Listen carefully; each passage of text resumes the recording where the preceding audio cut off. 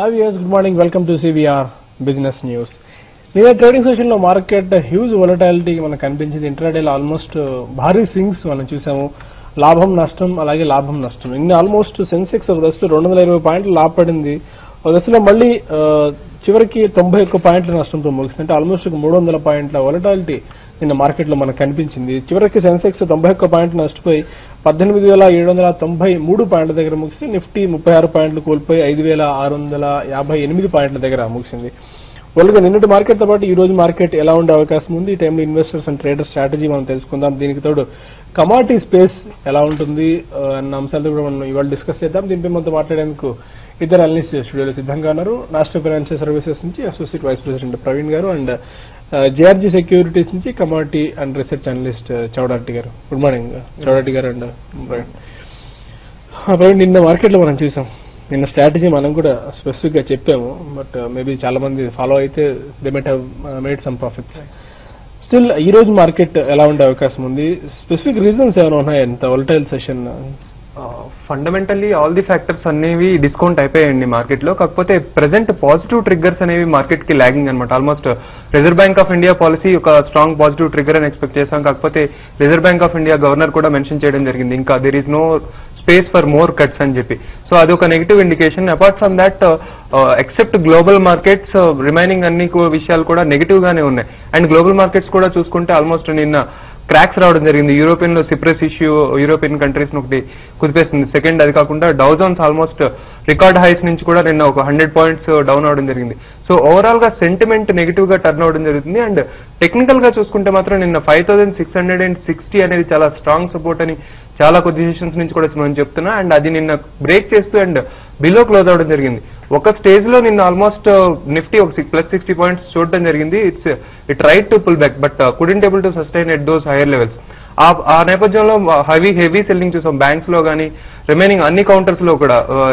Specifically auto sector, banking sector, cement industries, all the counters, even capital intensive sectors, LNT, BHEL, అన్ని counters లో కూడా heavy selling జరగడం జరిగింది అనమాట.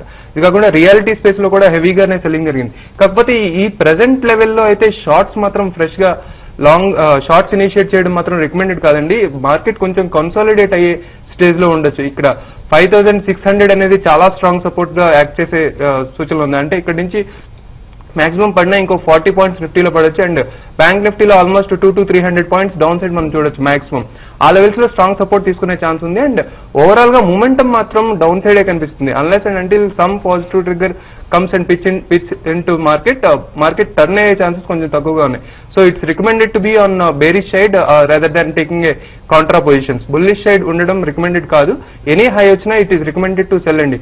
Nifty stop loss 5700 levels గా పెట్టుకుని స్పాట్ లో it is advised to sell. Similarly Bank Nifty కూడా 11800 లెవెల్స్ ని స్టాప్ లాస్ గా పెట్టుకుని it is recommended to sell at all the higher levels. Okay Chowdareddy గారు, గోల్డ్ అండ్ సిల్వర్ నిన్న గోల్డ్ లో మనం చూసాం ఆల్మోస్ట్ ఒక 0.5% మేర స్పర్ట్ కనిపించింది. ఏప్రిల్ కాంట్రాక్ట్ లో సిల్వర్ మే కాంట్రాక్ట్ 750 రూపీస్ మేర పెరిగింది. అంటే 1.5% మేర నిన్న సిల్వర్ లో స్పర్ట్ కనిపించింది. 55,000 మార్క్ దాటింది మళ్ళీ.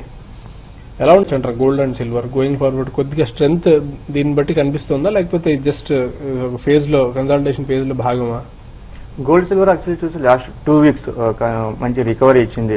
డొమెస్టిక్ మార్కెట్ 29,200 నుంచి 29,900 వరకు రికవరీ ఇచ్చింది. ఈవెన్ సిల్వర్ కూడా 54,000 లెవెల్స్ నుంచి 55 అబోవ్ వచ్చింది. ఇంటర్నేషనల్ మార్కెట్స్ లోనూ $1570 మంచి సపోర్ట్ తీసుకుని 1620 వరకు రికవరీ ఇచ్చింది. మేజర్ రీజన్స్ ఏమంటే ఇప్పుడు యూరోపియన్ యూనియన్ లో ఎస్పెషల్లీ సైప్రస్ కంట్రీ నుంచి బ్యాంకింగ్ ఇష్యూస్ ఏమున్నాయి, అక్కడ బ్యాంక్ డిపాజిట్స్ మీద ట్యాక్స్ ఇంపోజ్ చేస్తామని న్యూస్ ఉండొచ్చు. దానివల్ల సేఫ్ హెవెన్ డిమాండ్ అనేది వచ్చింది గోల్డ్ సిల్వర్ మీద. Plus although parliament did not agree for that imposition of tax on deposits, still concerns అనేది ఉన్నాయి సైప్రస్ కంట్రీలో. ఈవెన్ అదర్ కంట్రీస్ ఇటలీ కానీ వేరే కంట్రీస్ కానీ ఈ ఎకనామిక్ ఇష్యూస్ అయితే మళ్ళీ వచ్చినాయని చెప్పొచ్చు. అది కాకుండా యుఎస్ ఎకానమీ నుంచి data especially jobless claims data plus వేరే హోమ్ జెస్ డేటా కానీ లాస్ట్ వీక్ ఈ వీక్ లో చూస్తే యాక్చువల్లీ కొంచెం యుఎస్ ఎకానమీలో కొంచెం స్లో డౌన్ అయింది అని చెప్పచ్చు. ప్లస్ కొంచెం పాజిటివ్ వచ్చినాయి గోల్డ్ సిల్వర్ కి. సో ఈ ఫ్యాక్టర్స్ అన్ని చూస్తే గోల్డ్ సిల్వర్ లో after sharp fall last 4-5 weeks లో మంచి ఫాల్ చూసినాము. సో ఇక్కడ జస్ట్ రికవరీ అని చెప్పచ్చు. ఈ టెక్నికల్ పుల్ బ్యాక్ అని చెప్పచ్చు. Plus recent datas plus European economic issues వల్ల కొంచెం రికవర్ అయిందని చెప్పొచ్చు. ఈ రికవరీ ఇంకా ఎక్స్పెక్ట్ చేయొచ్చు అట్లీస్ట్ నెక్స్ట్ 1 వీక్ వరకు. ఇంటర్నేషనల్ మార్కెట్స్ యాక్చువల్లీ చూస్తే కామెక్స్ 16, 20, 18 అనేది ఇంపార్టెంట్ రెసిస్టెన్స్ ఉంది. సో ఆ లెవెల్స్ ఒకవేళ బ్రేక్అవుట్ ఇస్తే 16, 35, 40 వరకు రికవరీ కావచ్చు. సో డొమెస్టిక్ మార్కెట్స్ లో గోల్డ్ MCX 30,000 వరకు ఎక్స్పెక్ట్ చేయొచ్చు. At the same time silver also 56,000 వరకు రికవరీ రావచ్చు. ఓకే, ఇప్పుడు నిన్న reserve bank of India deputy governor మాట్లాడుతూ ఈ మనీ లాండరింగ్ ఇష్యూ మీద ఇది పెద్దగా దాన్ని పెద్ద విషయం కాదన్నట్టు కొట్టిపారేశారు. అంటే ఈ నేపథ్యంలో ఐసిఐసిఐ బ్యాంక్ కానీ HDFC కానీ యాక్సిస్ బ్యాంక్ 3 బ్యాంకింగ్ కౌంటర్స్ లో కొద్దిగా యాక్టివిటీ పెరిగే అవకాశం ఏమైనా ఉంది. ఎందుకంటే ఈ మనీ లాండరింగ్ అనేది మన దేశంలో జరిగే అవకాశమే లేదు. కేవైసీ నామ్స్ కొద్దిగా ఈ వైలేషన్ జరిగి ఉండొచ్చు కానీ మనీ లాండరింగ్ జరిగే అవకాశమే మన బ్యాంకుల్లో లేదు. మన దేశ పరువును మనమే, బ్యాంకింగ్ వ్యవస్థ పరువు మనమే తీసుకోవాల్సిన అవసరం లేదు అని చెప్పి ఆయన చాలా కఠినంగా మాట్లాడారు. అంటే ఈ నేపథ్యంలో ఓ రకంగా కోబ్రా పోస్ట్ చేసిన ఈ పరిశోధన అది దాన్ని ఫస్ట్ లో ఏమో రిజర్వ్ బ్యాంక్, ఆ తర్వాత ఫైనాన్స్ మినిస్ట్రీ వీళ్ళంతా ఆవేశపడి దాని మీద రియాక్ట్ అవడము, లోపల అంతర్గత ఆడిటింగ్ నిర్వహిస్తున్నామనో లేకుంటే ఇవన్నీ చేశామని చెప్పారు. బట్ స్టిల్ నిన్న ఆయన చక్రవర్తి వచ్చి అలా చెప్పడం రకంగా మేబీ బ్యాంకింగ్ వ్యవస్థకి పాజిటివ్ అవ్వచ్చు, నెగిటివ్ అవ్వచ్చు తెలియదు. బట్ ఆ 3 కౌంటర్స్ కి ICICI, HDFC and axis bank counters కి ఇదన్నా పాజిటివ్ న్యూస్ అవ్వచ్చా? యాక్చువల్ గా చూసుకుంటే గత ఫ్యూ ట్రేడింగ్ సెషన్స్ నుంచి ఎప్పుడైతే ఈ ఇష్యూ వచ్చిందో అప్పటి నుంచి కూడా ఈ అన్ని స్టాక్స్ బాగా బీట్ అండ్ డౌన్ జరిగిందండి. ఆల్మోస్ట్ మన యాక్సిస్ బ్యాంక్ చూసుకుంటే 1500 లెవెల్స్ నుంచి కూడా ఫాలో అవుతూ 1300 లెవెల్స్ వరకు రావడం జరిగింది. ఈవెన్ ICICI బ్యాంక్ 1200 లెవెల్స్ నుంచి almost 200 points beat and down జరిగింది. ఇదంతా కంప్లీట్ గా నెగిటివ్ పెసిమిజం తో జరిగింది. అండ్ నిన్న వచ్చిన స్టేట్మెంట్ ఒక చిన్న రిలీఫ్ లాంటిది. సో షార్ట్ కవరింగ్ ఒక రకంగా జరిగింది అని చెప్పొచ్చు నిన్న. అండ్ ఓవరాల్ గా ఫండమెంటల్ స్టెబిలిటీ మాత్రం ఈ banks, all the 3 banking counters are very good counters if you look as far as the fundamentals of the bank are concerned. And 3 కూడా ఆల్మోస్ట్ వాళ్ళ కౌంటర్స్ లో చాలా పెద్ద బ్యాంక్స్ అని చెప్పొచ్చు. And fundamentally they are expanded most diversified with respect to products, with respect to loans and with respect to their NPAs and all. So ఖచ్చితంగా ఈ 3 counters ని లాంగ్ టర్మ్ లో చూసుకుంటే ఖచ్చితంగా ఈ ప్రెసెంట్ లెవెల్స్ లో అయితే వాల్యుయేషన్స్ పరంగా చాలా అట్రాక్టివ్ గా కనిపిస్తున్నాయండి. ICICI గానీ, యాక్సిస్ బ్యాంక్ కానీ, HDFC బ్యాంక్ కానీ వాల్యుయేషన్స్ పరంగా అట్రాక్టివ్ గా కనిపిస్తున్నాయి. And HDFC Bank is considered as one of the most ethical banks. So money laundering issue అనేది Reserve bank of India governor గారు చెప్పినట్టుగా ప్రస్తుతానికి కొంచెం నెగిటివిటీ చూపించినా ఓవర్ లాంగ్ టర్మ్ లో ఈ ఇష్యూస్ అన్ని రిజాల్వ్ అయిపోయి ఖచ్చితంగా ఈ బ్యాంకింగ్ కౌంటర్స్ అన్ని లాంగ్ టర్మ్ లో మంచిగా పర్ఫామ్ చేస్తేనే చెప్పొచ్చండి ఈ 3 కౌంటర్స్ కూడా. ఓకే, ఫైన్ గా కొంతమంది కాలర్స్ లైన్ లో ఉన్నారు. ఫస్ట్ కాలర్ వైజాగ్ నుంచి మహేంద్ర. చెప్పండి మహేంద్ర గారు. హలో, 119 లోని బై చేశాను. ఒకసారి రిపీట్ చేయండి. లెడ్ 119 లో బై చేశాను సార్. Lead okay. అలాగే క్రూడ్ కూడా 5006 నేను తీసుకున్నాను, అక్కడే ఉన్నది. అది రెండింటి నుంచి చెప్తారా కొంచెం starts? Okay, lead 190 and crude oil. Lead at least pure short term చూస్తే కొంచెం వేరియేషన్ అని చెప్పండి. నెక్స్ట్ ఇమీడియట్ సపోర్ట్ వచ్చేసి మనకు 115.5 లెవెల్స్ ఉంది. సో మీరు అట్లీస్ట్ ఒక జస్ట్ ఇంట్రాడే పుల్ బ్యాక్ వస్తే 117.5, 118 లెవెల్స్ వరకు వస్తే ఒకసారి ఎగ్జిట్ చేయండి. సో 115, 114 లెవెల్స్ వస్తే మీరు ఫ్రెష్ గా బై చేయొచ్చు. So at the same time crude oil కొంచెం బేరిష్ గా కనబడుతుంది. క్రూడ్ ఆయిల్ MCX లో చూస్తే 5010 వరకు వచ్చే ఛాన్సెస్ ఉంటుంది. ఈవెన్ NYMEX లో $91 వరకు వచ్చే ఛాన్సెస్. సో లాంగ్ పొజిషన్ ఉంటే మీరు ఎగ్జిట్ చేయండి. ఓకే, కాలర్ హైదరాబాద్ నుంచి సావిత్రి గారు ఉన్నారు. చెప్పండి సావిత్రి గారు. హలో, గుడ్ మార్నింగ్ మేడం, చెప్పండి. సార్ డివిరియాలిటీ అదాని పవర్ ఉన్నాయి సార్ మా దగ్గర. ఓకే, అది 2 తగ్గిపోతున్నాయి సార్. డివిరియాలిటీ ఏమో చాలా హైలో తీసుకున్నాం. అది 700 షేర్లు ఉన్నాయి. అదాని పవర్ 1000 షేర్లు ఉన్నాయి సార్ 48 లో. మీరు ట్రేడింగ్ పర్పస్ తీసుకున్నారండి లేకపోతే? అంటే ట్రేడింగ్ పర్పస్ తీసుకున్నాం కానీ పర్వాలేదు హోల్డ్ చేస్తాం చేయమంటే. కానీ అసలు తగ్గుతున్న కారణం ఏంటి అని చెప్పేసి అనుకున్నాం. ఓకే అండి, ఫైన్. బేసిక్ గా ప్రాబ్లమ్ ఏంటంటే most of the traders, general recommendation అండి, most of the people will start like investing, next trader గా మారిపోతారు. This is complete different story అండి. ఎందుకంటే ట్రేడర్స్ కి ఇన్వెస్టర్స్ కి కొంచెం డిఫరెన్షియేషన్ ఉంటుంది. Traders will be for short term, they should maintain very strict stop losses. And 2 counters కూడా మీరు చెప్పినవి ఆల్మోస్ట్ భారీ స్థాయిలో పతనం జరగడం జరిగింది. అదాని పవర్ చూసుకుంటే from the start of IPO it self almost 100 levels లో IPO జరిగింది. అక్కడి నుంచి కూడా జస్ట్ 120, 130 ఈ పర్టికులర్ లెవెల్స్ చూసాం. ఆ తర్వాత మేజర్ ఫాల్స్ రావడమే కానీ ఎప్పుడు అప్ సైడ్ మొమెంటం బ్రేక్అవుట్ వచ్చినట్టు కనిపించలేదండి. అండ్ ఫర్దర్ గా కూడా ఇది వచ్చే ఛాన్సెస్ అయితే తక్కువగా కనిపిస్తున్నాయి. Though India is a power shortage country, longer term లో చూసుకుంటే 5 to 6 years చూసుకుంటే మీకు మళ్ళీ 200 levels వరకు వెళ్లే ఛాన్స్ ఉంది. కానీ ప్రెసెంట్ ట్రేడింగ్ పర్పస్ అయితే మాత్రం not recommended to enter in to this particular counter అండి. సెకండ్, డీబీ రియాలిటీ కూడా అన్నారు. Not only DB realty, almost అన్ని రియాలిటీ సెక్టర్ స్టాక్స్ కూడా బాగా పతనం జరగడం జరిగింది. అండ్ ఫర్దర్ గా కూడా ఫాలో అయ్యే ఛాన్సెస్ కనిపిస్తున్నాయి. ఇప్పటిదాకా అయితే ఏ కౌంటర్ లో కూడా టెక్నికల్ బౌన్స్ అయితే చూడలేదు మనం. సో ఈ రెండు కౌంటర్స్ కూడా ఏమైనా టెక్నికల్ బౌన్స్ వస్తే మాత్రం it is recommended to exit అండి.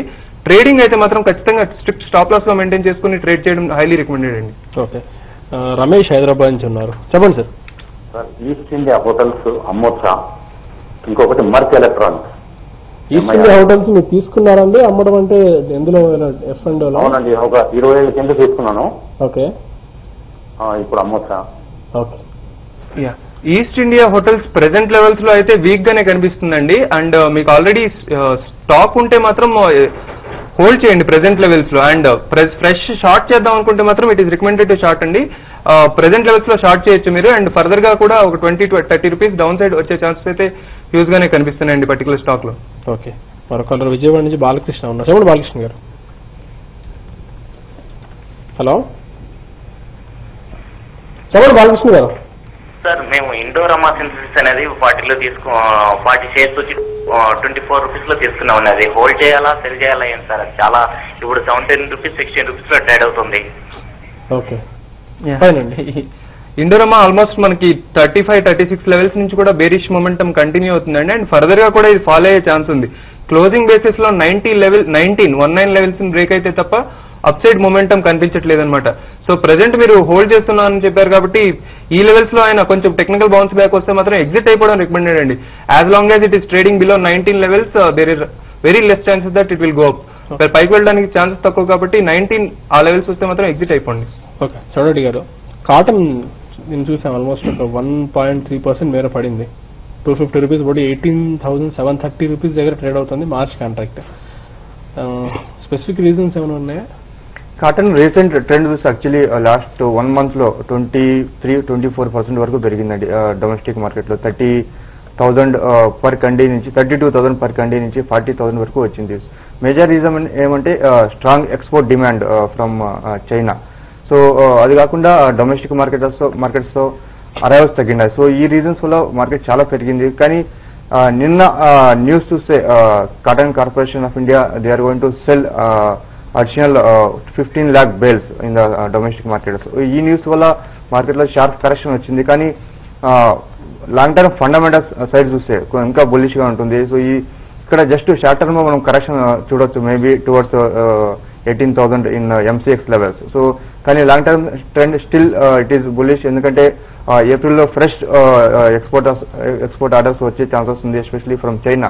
సో ప్లస్ డొమెస్టిక్ మార్కెట్స్ లో సప్లైస్ తగ్గుతూ ఉంటాయి ఎందుకంటే మెయిన్ సీజన్ ఎండ్ అయింది. సో కానీ షార్ట్ టర్మ్ లో మనం కరెక్షన్ అయితే ఎక్స్పెక్ట్ చేయొచ్చండి. Okay, fine. మరొక సత్యనారాయణ ఉన్నారు, చెప్పండి సార్.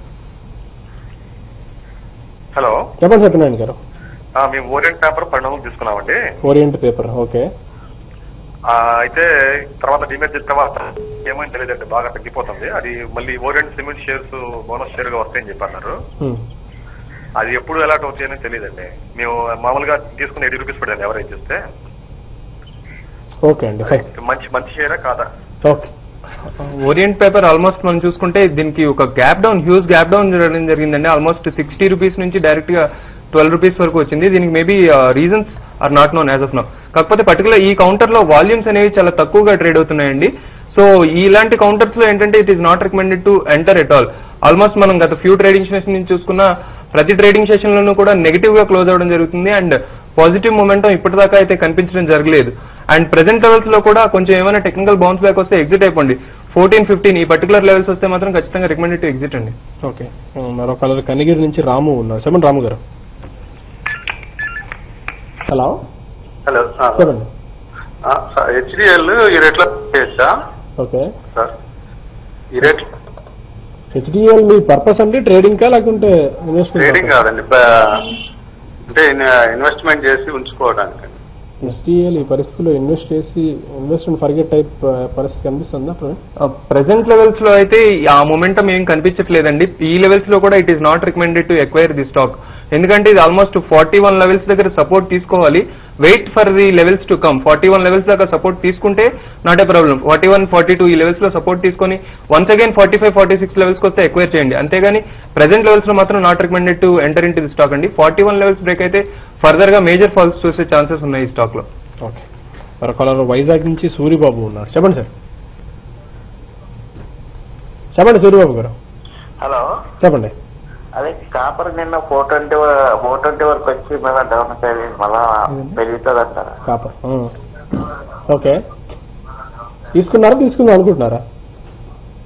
స్టాక్ ఉందండి. ఓకే చౌటి గారు, కాపర్ 420 నుంచి కిందికి వచ్చింది అంటారు. నేను ఆల్మోస్ట్ 416 దగ్గర క్లోజ్ అయింది. కాపర్ బ్రాడ్ ట్రెండ్ చూస్తే యాక్చువల్లీ బేరిష్ ఉందండి.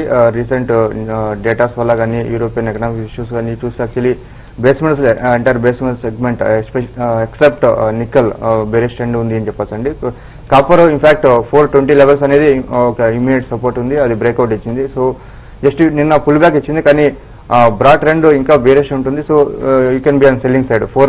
ఇవాళకి 417, 418 మళ్ళీ వస్తే మీరు సెల్ చేసుకోవచ్చు. టార్గెట్ 412 అండి. And copper you can keep above 420. Okay, మరొక వైజాగ్ నుంచి వరలక్ష్మి గారు. చెప్పండి మేడం. హలో, చెప్పండి వరలక్ష్మి గారు. మేము 4 months బ్యాక్ కింగ్ ఫిషర్ కొన్నామండి 13 రూపీస్ కి. ఇప్పుడు ప్రెసెంట్ వాల్యూ వచ్చి 9 రూపీస్ ఉంది. So okay, Kingfisher Airlines నిన్న కూడా ఒక స్టేట్మెంట్ వచ్చింది మన వీళ్ళ నుంచి, పౌర విమానయాన శాఖ మంత్రి అజిత్ సింగ్ నుంచి. స్పెసిఫిక్ గా ఇప్పటిదాకా కింగ్ ఫిషర్ యాజమాన్యం నుంచి కానీ విజయమాల్యా నుంచి కానీ కింగ్ ఫిషర్ ఎయిర్లైన్స్ పునరుద్ధరణకు సంబంధించిన రివైవల్ ప్లాన్ ఏమి స్పెసిఫిక్ గా అందలేదు అని చెప్పి, మరి మేబీ మళ్ళీ ఆపరేషన్స్ ఎప్పుడు స్టార్ట్ అవుతాయని స్టిల్ క్లారిటీ లేదు. కింగ్ ఫిషర్ ఎయిర్లైన్స్ చూసుకుంటే ఆల్మోస్ట్ మీరు 13 లెవెల్స్ లో బై చేసామన్నారు. ఇదివరకు కూడా చెప్పడం జరిగిందండి. దీనికి 8 and 13 అనేది ప్రైస్ బ్యాండ్ గా ట్రేడ్ అవుతుంది. 8 లెవెల్స్ అనేది డౌన్ సైడ్ బ్రేక్ అయితే మాత్రం ఫర్దర్ గా కూడా ఫాలో అయ్యే ఛాన్స్ ఉంది.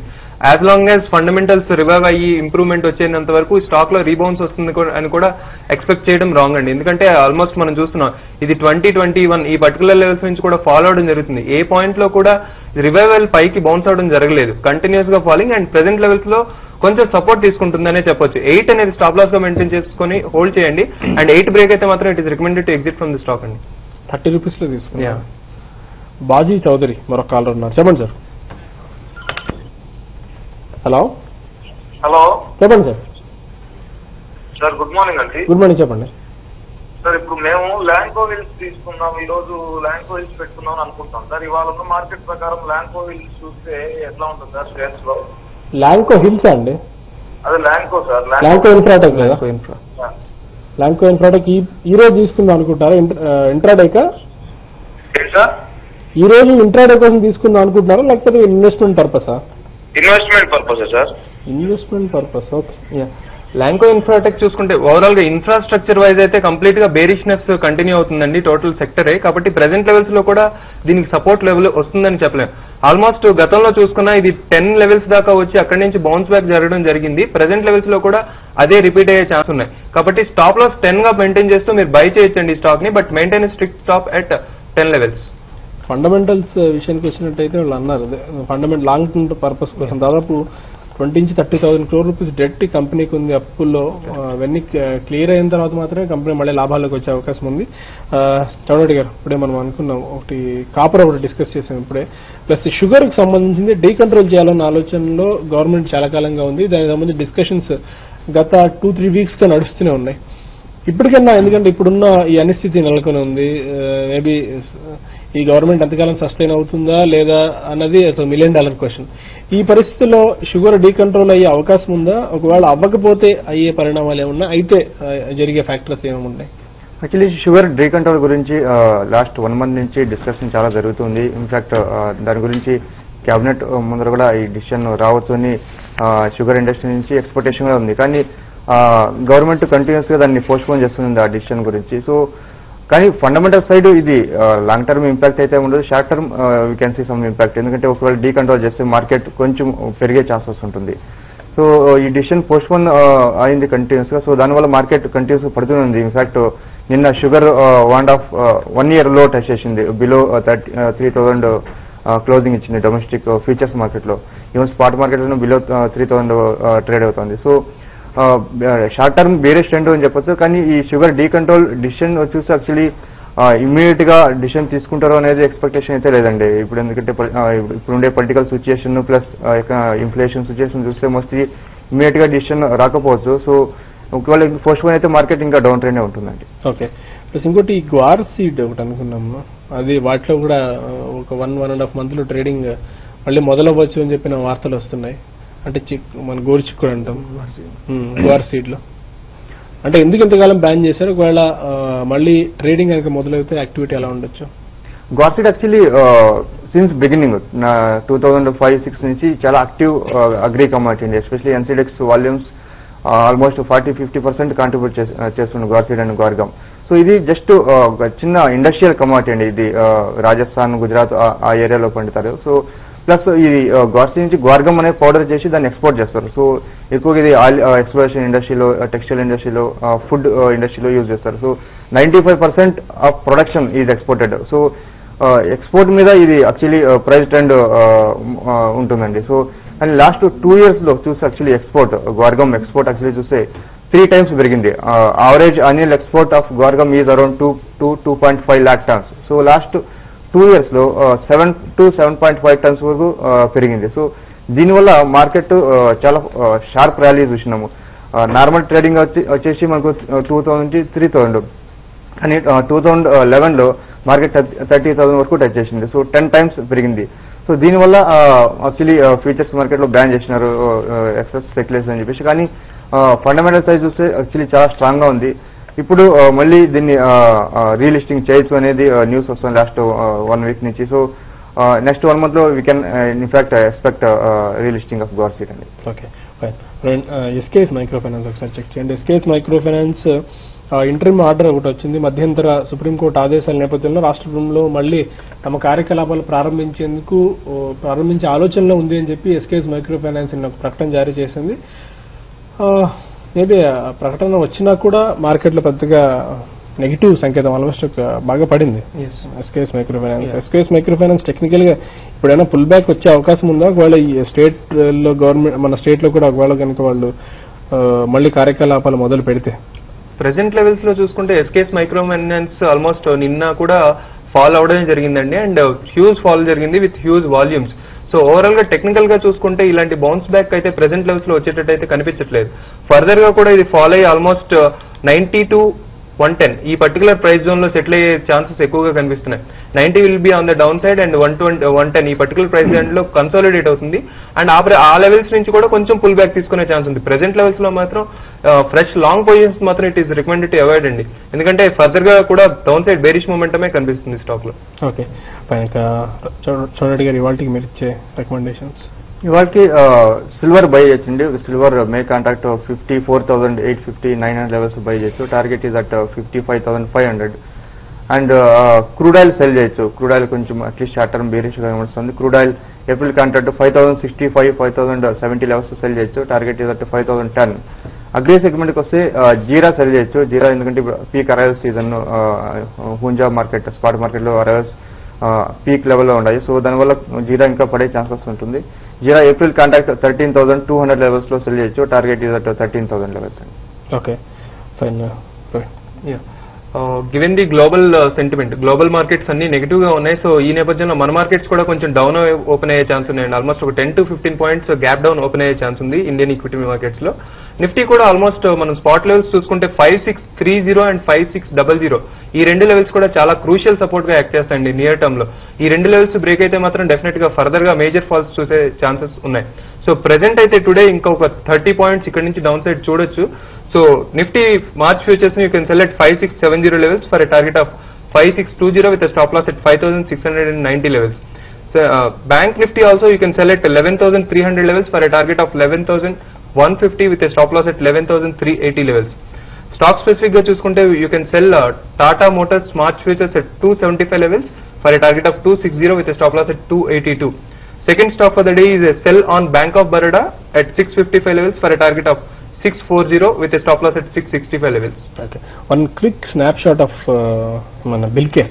Yeah. Bilcare almost market cap 190 crores ఉంది, బుక్ వాల్యూ 405 rupees ఉంది, and 10 rupees face value stock. ఈ నిన్న కూడా ఆల్మోస్ట్ 10% పడింది, 81 rupees ట్రేడ్ అవుతుంది. స్టిల్ ఏమైనా ఇందులో డౌన్ సైడ్ రిస్క్ ఏ మేరకు ఉంది? గత 3 ట్రేడింగ్ సెషన్స్ లో చూసుకుంటే ఆల్మోస్ట్ ఇది 136 లెవెల్స్ నుంచి కూడా ఫాలో అవడం జరిగింది. 50 రూపీస్ ఫాల్ అనేది చాలా మేజర్ ఫాల్ అండి, అండ్ ఫర్దర్ గా కూడా ఇది ఫాలో అయ్యే సూచనలే కనిపిస్తున్నాయి. సో డౌన్ సైడ్ ఆల్మోస్ట్ ఇంకొక 20 రూపీస్ దాకా ఫాలో అయ్యే ఛాన్స్ ఉంది. So 60 levels will be expected on the downside in the near term అండి. Okay, fine. Thank you very much Praveen గారు, and thank you very much Chowdareddy గారు. ఇది వాళ్ళ business news. Stay with us for latest updates. CVR News for you.